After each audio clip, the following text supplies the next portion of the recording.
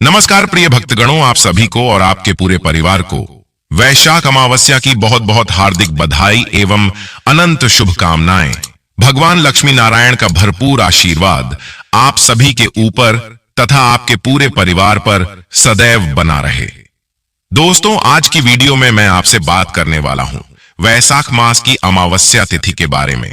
वैशाख मास की अमावस्या तिथि कब है? इस बार इसको लेकर बहुत ही ज्यादा कंफ्यूजन की स्थिति बनी हुई है। आज हम आपका कंफ्यूजन बिल्कुल दूर करेंगे। जानेंगे कि अमावस्या तिथि कब है, 27 अप्रैल या फिर 28 अप्रैल को। अमावस्या तिथि कब प्रारंभ हो रही है, कब समाप्त हो रही है, पूजा का शुभ मुहूर्त, पूजा विधि और इस दिन किए जाने वाले 3 विशेष कार्यों के बारे में, और आज के दिन किन बातों का ध्यान रखना चाहिए, किन नियमों का पालन करना चाहिए और कौन सी वह गलतियां हैं जो आज हमें भूल से भी नहीं करनी चाहिए। क्योंकि देखिए, अमावस्या तिथि पितरों को समर्पित होती है और इसलिए अगर हम अमावस्या तिथि पर कोई भी गलती करते हैं, कोई भी ऐसा कार्य करते हैं जो आज हमें नहीं करना चाहिए, तो इससे हमें पितरों की कृपा प्राप्त नहीं होती है। पितरों को कष्ट होता है तो हमारे जीवन में परेशानियां बढ़ती हैं, दुख बढ़ते हैं, कष्ट बढ़ते हैं और सभी प्रकार के हमारे कार्यों में बाधाएं आती हैं। चाहे संतान प्राप्ति हो या फिर धन प्राप्ति हो या विवाहित या और कोई समस्या हो, यह सभी कार्य आपके बाधित हो जाते हैं। इससे आपको पितृदोष लग जाता है या पितरों की आपको कृपा आपको प्राप्त नहीं होती है।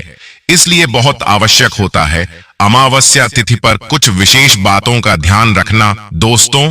और साथ ही जानेंगे कि अमावस्या के दिन वह कौन से कार्य है जो आज हमें जरूर करने चाहिए और कौन से वह कार्य हैं जो आज हमें भूल से भी नहीं करना चाहिए, और सुहागिन महिलाओं को किन बातों का ध्यान रखना चाहिए। तो आज की इस वीडियो में हम आपको संपूर्ण जानकारी देंगे, तो आप पूरा वीडियो अवश्य देखिए। लेकिन वीडियो को शुरू करने से पहले वीडियो को लाइक करके आपके पसंदीदा हिंदू रिलीजियस टेल्स चैनल को सब्सक्राइब अवश्य कर दीजिए, और हाँ, पास वाले बेल आइकन का बटन दबाना बिल्कुल भी ना भूलना। दोस्तों, वैसे तो प्रत्येक ही मास की अमावस्या बहुत महत्वपूर्ण होती है, लेकिन वैशाख मास की अमावस्या को विशेष रूप से महत्वपूर्ण माना गया है, क्योंकि हिंदू धर्म में वैशाख महीना को अन्य की तुलना में सर्वश्रेष्ठ माना गया है। यही वजह है कि इस महीने में पड़ने वाली अमावस्या बेहद खास होती है। अमावस्या की तिथि पितृदेवताओं को समर्पित होती है। पितृदोष से मुक्ति पाने के लिए अमावस्या का विशेष महत्व होता है। इस दिन पवित्र गंगा नदी में डुबकी लगाना, पितृतर्पण, पिंड दान, हवन और ब्राह्मणों को भोजन कराने जैसे धार्मिक कार्य शुभ माने गए हैं। ज्योतिष के अनुसार यह समय बहुत शक्तिशाली होता है, क्योंकि यह चंद्रमा को समर्पित है और इस दिन चंद्रमा अपने अस्त काल में होता है। इस दिन विवाह, सगाई, मुंडन और गृह प्रवेश जैसे शुभ कार्य नहीं किए जाते हैं। वैशाख अमावस्या के दिन सत्तू का दान भी दिया जाता है। इस कारण से सत्तुआई की अमावस्या भी कहते हैं। जिन जातकों के ऊपर काल सर्प दोष होता है, उनके लिए वैशाख अमावस्या के दिन स्नान और पितरों की शांति कराकर यह दोष दूर किया जा सकता है। अमावस्या के दिन अगर उपवास रखा जाए तो उपवास रखने से पितृ दोष और ग्रह दोष दूर हो जाते। नकारात्मक ऊर्जा को घर से दूर रखने के लिए अमावस्या तिथि के दिन हनुमान जी की पूजा और हनुमान जी के मंत्रों का जाप करना शुभ होता है। इस दिन तामसिक चीजों का सेवन करने से एकदम बचना चाहिए। अमावस्या के दिन शनिदेव को तेल अर्पित करना चाहिए। इसके अलावा इस दिन काली उड़द और लोहे का भी दान भी करना चाहिए। अमावस्या के दिन पितरों के निमित्त पिंडदान, श्राद्ध, तर्पण करने से पितरों को तृप्ति मिलती है, और इस दिन प्रदोष काल में शाम को दीप दान करने से अकाल मृत्यु का भय नहीं रहता। आज के दक्षिण भारत में शनि जयंती भी मनाई जाती है, इसलिए इस दिन शनि देव की पूजा और आराधना करने का विशेष महत्व है।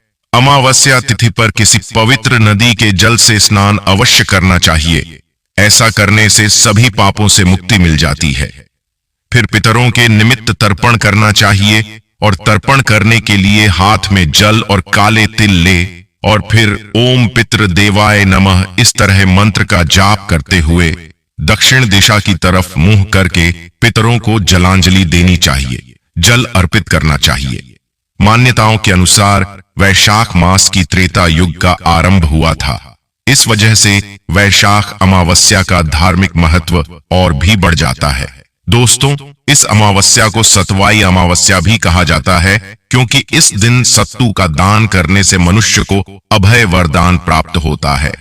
सत्तू जो है शीतलता का कारक है। यदि हम सतवाई अमावस्या के दिन, वैशाख अमावस्या के दिन किसी भी मंदिर में या ब्राह्मण को सत्तू का दान करते हैं, तो उसका हमें पुण्य लाभ बहुत अधिक प्राप्त होता है तथा हमारे जन्म जन्मांतर के बाद दोष पीड़ाएं नष्ट हो जाती है।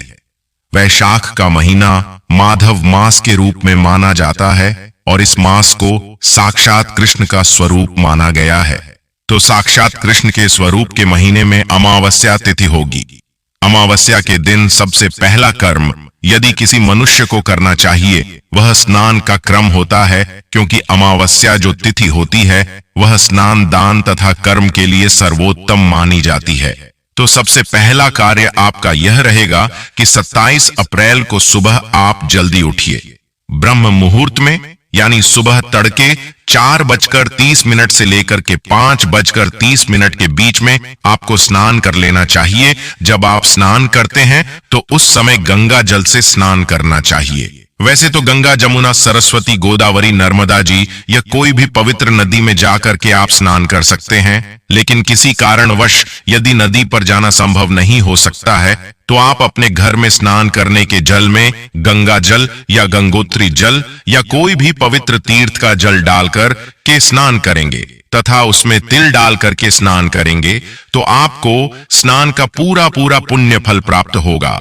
स्नान करने के बाद आप शुद्ध साफ वस्त्र धारण करें और सबसे पहले आप जब सूर्य भगवान की लालिमा दिखाई दे उस समय सूर्य भगवान को तांबे के लोटे में या कोई भी पात्र में लाल चंदन, लाल पुष्प, लाल कुमकुम जो भी आपके पास है उस समय जो भी उपलब्ध हो वह डाल करके सूर्य भगवान को सबसे पहले जल अर्पित करें, भगवान को नमन करें तथा उसके बाद आपको पितरों के कर्म करना चाहिए। क्योंकि अमावस्या के दिन यानी वैशाख की जो अमावस्या है उस दिन पितृलोक के द्वार खुलते हैं। पितरों के निमित्त जो भोग तैयार किया जाता है वह पूर्णतः शुद्ध और सात्विक भोजन होना चाहिए। चाहे आपके पितृ यदि मांस मदिरा का भी सेवन करते थे तो भी आपको पितरों को इन वस्तुओं का भोग नहीं लगाना चाहिए, क्योंकि पितर देव स्वरूप हो जाते हैं। तो उनके लिए शुद्ध वस्तु का निर्माण करें। जब आप पितरों के निमित्त भोजन बनाते हैं तो उस समय आप स्वयं भी शुद्ध अवस्था में होना चाहिए, यानी मासिक धर्म की अवस्था में पितरों के निमित्त भोजन नहीं बनाना चाहिए तथा बिना स्नान किए पितरों के निमित्त भोजन तैयार नहीं करना चाहिए। पूर्णतः शुद्ध और सात्विक तरीके से पितरों के निमित्त भोजन करें और भोजन में लहसुन, प्याज, मांस, मदिरा का उपयोग बिल्कुल नहीं करना चाहिए। शुद्ध और पवित्र भोजन तैयार करना चाहिए। वैसे तो पितरों की सबसे प्रिय वस्तु होती है वह होती है चावल। चावल की खीर बना सकते हैं या चावल भी आप केवल करके पितरों को भोग के रूप में अर्पित कर सकते हैं। इसके अलावा अन्य भोज्य पदार्थ भी आप पितरों के निमित्त तैयार करें। उसके बाद आप सबसे पहले चौकी के ऊपर पितरों का चित्र आप स्थापित कर दें और यदि चित्र नहीं है तो वहां जौ और तिल डाल करके या फिर अक्षत डाल करके पितरों का आवाहन करें तथा उनको आमंत्रित करें कि हे पितरों, आप इस आसन पर विराजित हो जाइए। उसके बाद जब आपने जलांजलि प्रदान कर दी है, पितरों को आवाहित कर दिया है, तो उनको भोग लगाइए। और पितरों को जो भोग लगाने की सबसे श्रेष्ठ विधि जो हमारे धर्म ग्रंथों और पुराणों में बताई गई है वह इस प्रकार है कि अग्नि का कंडा तैयार करें, यानी अग्नि जला करके आप अग्नि प्रज्वलित कर लीजिएगा। गाय के कंडे की अग्नि सर्वोत्तम मानी जाती है और उसको तैयार करके आप एक मिट्टी के पात्र में, हवन कुंड में या किसी भी विशेष पात्र में उसको स्थापित करें। उसके बाद उसके ऊपर कंकु अक्षत चढ़ा करके अग्नि का पूजन करें तथा एक बिना नमक की रोटी तैयार कर लें। उसमें गुड़, घी और बिना नमक की रोटी का मिश्रण करके और आपको 5 आहुति पितरों के निमित्त प्रदान करना चाहिए। उंगली के माध्यम से आपको पितरों को आहुति प्रदान करना चाहिए। यह पितर उंगली मानी जाती है और इस प्रकार आप आहुति प्रदान करें। ओम प्राणाय स्वाहा, ओम स्वाहा, ओम स्वाहा, ओम स्वाहा, ओम पिरणाय स्वाहा।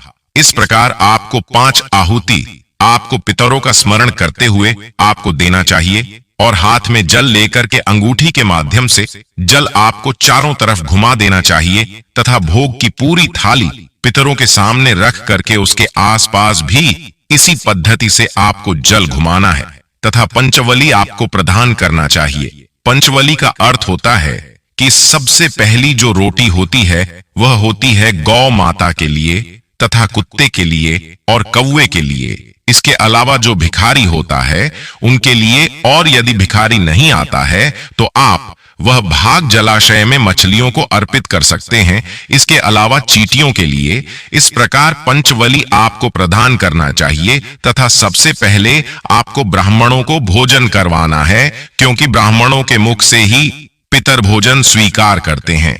जब हम ब्राह्मणों को तृप्त करेंगे तो हमारे पितर हमारे ऊपर अत्यधिक प्रसन्न होंगे और जो धूप आपने लगाई है, जो स्वाहाकार लगाया है, उसका धुआं जब वायु में प्रवाहित होगा तब हमारे पितर उससे प्रसन्न होंगे और हमारे पूरे परिवार को भरपूर आशीर्वाद देकर जाएंगे। ये पितरों को प्रसन्न करने का सबसे सरल उपाय है। और उसके बाद आपको ध्यान रखना चाहिए कि अमावस्या के दिन आपको किसी भी प्रकार से लड़ाई झगड़ा वाद विवाद बिल्कुल नहीं करना है। अमावस्या के दिन आपको ब्रह्मचर्य व्रत का पालन करना चाहिए। अमावस्या के दिन में सोना नहीं चाहिए और अमावस्या के दिन आपको किसी भी प्राणी का दिल नहीं दुखाना चाहिए। ईश्वर अंश जीव अविनाशी, प्रत्येक प्राणी मात्र में ईश्वर का वास होता है, इसलिए आप किसी भी प्राणी को उस दिन बिल्कुल भी ना सताए। घर में आए हुए या चकिया भिखारी या मांगने वाले को कुछ न कुछ दान पुण्य अवश्य करें। दान का कोई प्रमाण या कोई तुलना नहीं होती है। आपकी जितनी हैसियत हो, जितनी श्रद्धा हो, जितनी भावना हो, उसके अनुसार आप कुछ के कुछ दान पुण्य अवश्य करें। इसके अलावा अमावस्या के दिन बाल नहीं कटवाना चाहिए, दाढ़ी कटिंग, सेविंग या नाखून भी नहीं काटना चाहिए तथा अमावस्या के दिन आपको पेड़ पौधों को भी काटना नहीं चाहिए। अमावस्या के दिन झूठ नहीं बोलना चाहिए। अमावस्या के दिन क्रोध नहीं करना चाहिए तथा अमावस्या के दिन आपको अपने घर के बड़े बुजुर्गों को या माता पिता का अपमान नहीं करना चाहिए। उनकी सेवा करनी चाहिए, उनका मन प्रसन्न रखना चाहिए।